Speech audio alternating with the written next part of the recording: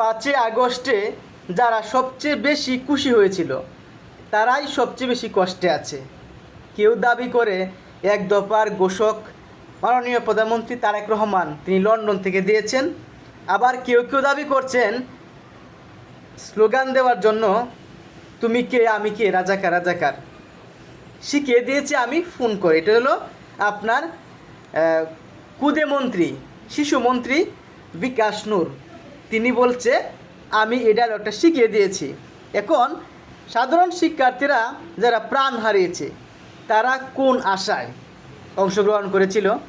তারা অংশগ্রহণ করেছিল আমার সহপাঠী, আমার সহকর্মী, আমার শিক্ষার্থী বন্ধু, অনেকে ছিল আমার ছেলে আমার মেয়ে, অনেক শিক্ষক, তাদের শিক্ষার্থীরা যখন রাজপথে নেমেছে তারা সেজন্য এই জুলাইয়ে অংশগ্রহণ করেছিল।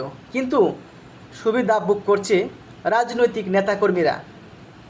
কেউ কেউ সমঝোতায় জুলাই বিক্রি করে দিচ্ছে, কেউ কেউ আবার মন্ত্রী হওয়ার আশায় জুলাই বিক্রি করে দিচ্ছে।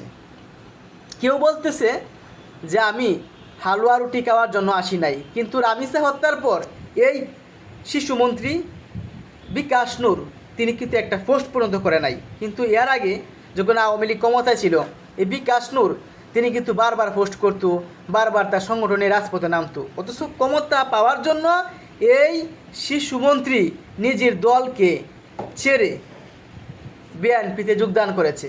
এই যে রাশেদ মেধায় এমপি হতে পারে নাই, তারপর কি হলো, সে কোটায় পেয়ে গেল মন্ত্রী সচিব পদমর্যাদায়।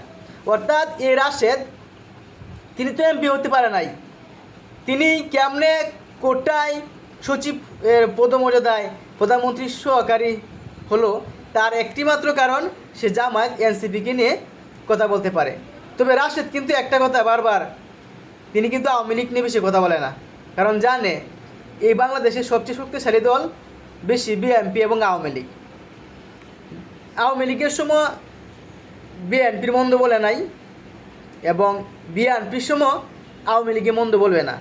আর হ্যাঁ, এটাই বাস্তব, এটাই হলো বিকাশ নূর এবং রাশেদ। যাও চ্যাপ্টারটা আরেকটু যদি আমরা অ্যানালাইসিস করি,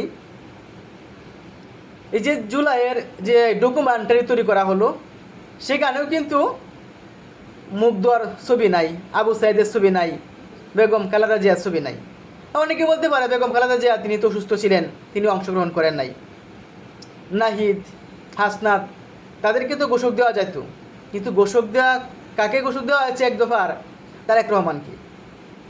এখনই এনসিপি বলতেছে আমরা সব কিছু করলাম, তারেক রহমান কেন ঘোষক? 1971 সালে কিন্তু বাংলাদেশে স্বাধীন হওয়ার পর এই ক্ষমতা নিয়ে দ্বন্দ্ব লাগছিল, এই জুলাইয়ের পরও এটাই চলছে।